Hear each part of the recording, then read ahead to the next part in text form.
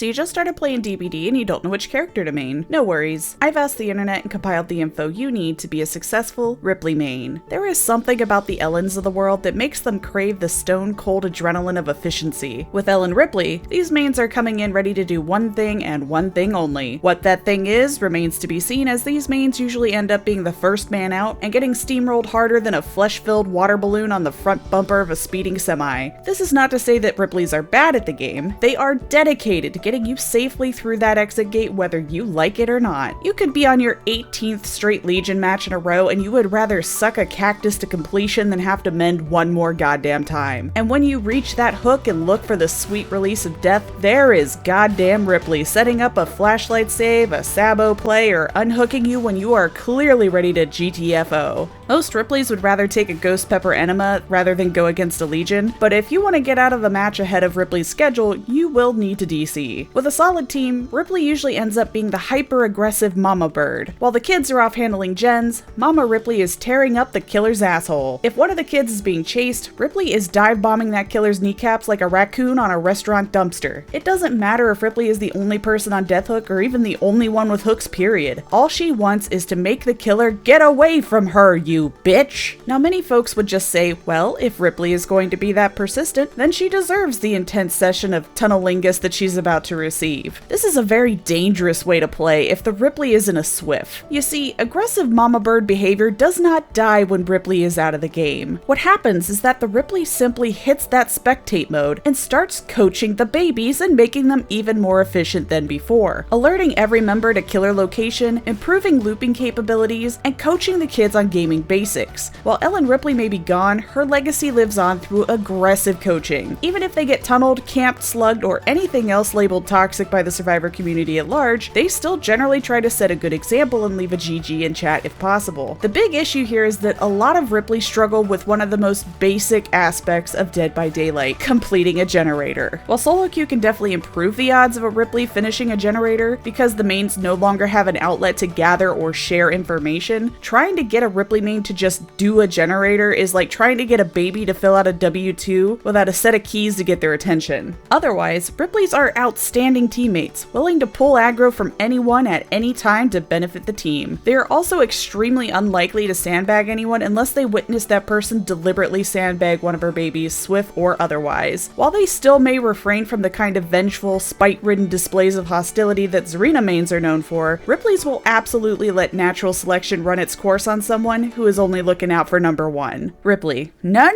you do not get to walk out of this match on me. Hell no, you play the game and learn, asshole.